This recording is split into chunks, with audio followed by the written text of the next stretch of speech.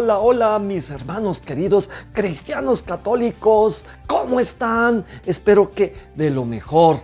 Hoy estamos celebrando el segundo domingo del tiempo ordinario, mis hermanos queridos, respirando aires de año nuevo, vidas que respiran optimismo, sueños, ilusiones, esperanzas, ambiciones, o sea, que respiran vida en plenitud. En este domingo abordamos el Evangelio de Juan en el capítulo 1, versículo del 35 hasta el 42. También la primera carta de Samuel, capítulo 3, versículo del 3 al 10 y 19. El Salmo 39, hemos de repetir en el Salmo: aquí estoy, Señor, para hacer tu voluntad. Y también la primera carta de Corintios, capítulo 6, versículo del 13 al 15 primero y luego del 17 hasta el 20. Esos son los textos bíblicos de este segundo domingo de el tiempo ordinario. Saben, la palabra de Dios nos bendice, mis hermanos queridos, nos bendice abundantemente hoy y nos sentimos privilegiados porque las palabras de Dios son espíritu y vida y son para ti y son para mí. Y sobre todo cuando nos habla de vocación, o sea, del llamado de Dios. ¿Saben ustedes que vocación viene del latín vocare, que significa llamado? Y en el lenguaje bíblico se aplica a la llamada de Dios, a la elección de Dios a sus hijos para servicios concretos. El Señor Jesús, hablando a sus discípulos, les dijo: no son ustedes los que me han elegido, soy yo el que los ha elegido. ¿Pueden imaginarse el gran privilegio, la grandeza, la suprema entereza de Dios por cada uno de nosotros? No son ustedes los que me han elegido, soy yo el que los he elegido, dice el Señor. En el lenguaje coloquial y cotidiano, vocación es la habilidad, la destreza que es connatural a ti, esa magia con la que naces y solo es característica tuya, propia, te pertenece solamente a ti. Yo a mis estudiantes de jurisprudencia o de medicina, de docencia, les he dicho que su profesión tiene que estar precedida siempre de una vocación. Es parte de la deontología de un profesional. Si no quieres frustrarte, entonces tiene que haber vocación, tiene que haber pasión. Antes de ser profesional, tiene que haber una ilusión por lo que vas a hacer para toda la vida. Bueno, pero dejemos a un lado este lenguaje coloquial. Vamos a lo que venimos hoy, la vocación como llamada de Dios. Me centro en el Evangelio de Juan y en la primera de Samuel. Samuel, que era un niño, y los dos discípulos de Juan, que son unos novatos, no pueden discernir la voz de Dios en el primer caso y la presencia de Dios en el otro caso. En el caso de Samuel es Elí, el sacerdote, el que enseña a responder maravillosamente a la llamada insistente de Dios al niño Samuel. Le enseña a responder lo que un niño puede balbucear.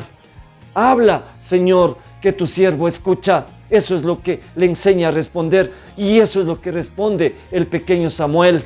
Y en el Evangelio es Juan el Bautista el que señala la presencia de Dios, el que motiva su seguimiento, el que despierta la decisión, el que envalentona a los seguidores.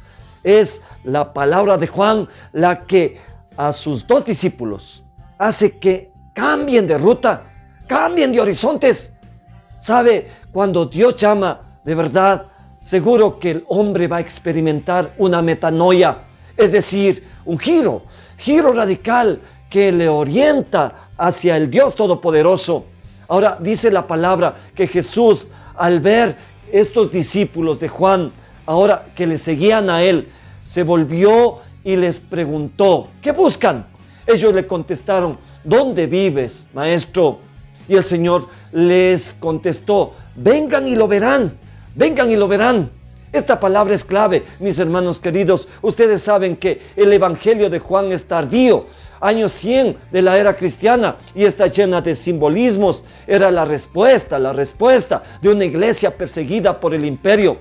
Pero bueno, vengan y lo verán. ¿Qué significa? Es la interpretación de algunos afamados teólogos, entre ellos el Papa anterior, Benedicto XVI, cuya frase de Cristo se interpreta como que la vida cristiana no empieza, dice el Papa, por una decisión ética, sino por una experiencia íntima con el Señor.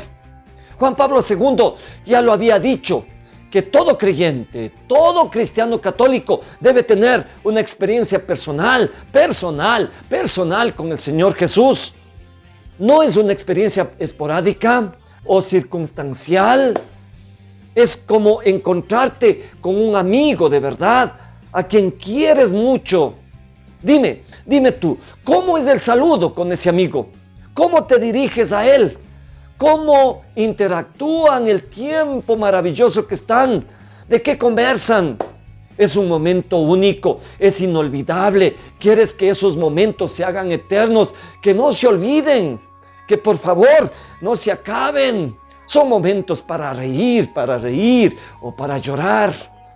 Entonces, me darán la razón, mis hermanos queridos, cuando digo que el encontrarse con el Señor, por ejemplo, en la Eucaristía, no ha de ser para venir a la misa a quedarse dormido, o a bostezar, o a estar aburrido, o a estar viendo el reloj apurado. El encuentro con el Señor no cae en la mera funcionalidad, mis hermanos queridos, de una liturgia bien hecha. Eso no. Es mucho más que eso. Es un encuentro impactante, impresionante, emocionante, que modifica vidas, que cambia las vidas. Desde ese encuentro con Jesús, cambio de planes, señores. La vida nunca volverá a ser la misma. Y quiero decirle que la gente no cambia de gana. Por ejemplo, si tú quieres el cambio de un hijo, a veces no alcanza las amenazas, no alcanza los consejos, no alcanza tus lloriqueos. Tiene que haber algo más. La gente no cambia por poco. Tiene que haber impacto, tiene que haber sorpresa, tiene que haber admiración, duda, bancarrota económica, por ejemplo, depresión aguda, muerte de los seres queridos. Tiene que haber impacto para que la gente cambie de ruta, para que la gente cambie de planes. Quiero decirles que, por ejemplo, la muerte de mamá, cuando yo tenía como 4 años, hizo cambio de planes en la vida mía y de toda mi familia. Así será el encuentro personal con el Señor. La vida nunca más volverá a ser de la misma manera. Ahora usted me pregunta, ¿cómo lo hago? ¿Cómo lograr esto en mi vida cristiana? Porque no me enseñaron esto. Lo que me enseñaron fue insuficiente. Estuve acostumbrado solo a liturgias no tan bien hechas, o a veces hechas al apuro. Bueno, mis queridos hermanos, si esas son sus interrogantes, yo les respondo. Hay recursos que mi vida cristiana debe aprovechar para lograr el encuentro personal con el Señor. ¿Sí? Por ejemplo, ¿cómo puedo encontrarme personalmente con el Señor? ¿Qué debo hacer? A ver, en el orden práctico. Mis hermanos, la oración profunda, por ejemplo, la oración íntima. El Señor dice, vete a tu cuarto, en la soledad de tu vida, en el silencio de tu vida. Cierra la puerta de tu habitación. Sí, calma el bullicio y la tempestad, el torbellino que hay en la vida permanentemente. La oración íntima, profunda, la contemplación, la meditación, la concentración espiritual, el descanso en el espíritu, son recursos idóneos, mis hermanos queridos. Aún están ya científicamente comprobados. Sí, los psicoterapistas y los psicólogos profundos están enseñando la contemplación y la meditación para cambiar de actitud, para superar la ansiedad y la depresión. Eso, mis hermanos queridos, en la vida espiritual, para lograr vengan y lo verán del Señor del Evangelio de hoy. Tiene que haber cambio de planes, cambio de ruta. No de gana el evangelio de hoy. El evangelio de Juan termina hablando sobre el cambio de nombre que Jesús le da a Simón.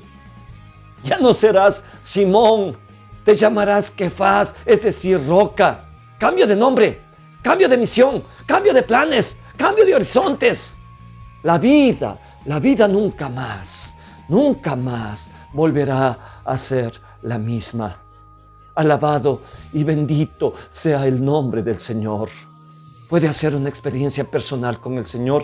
Cierre sus ojos, incline su cabeza, alce sus manos al cielo.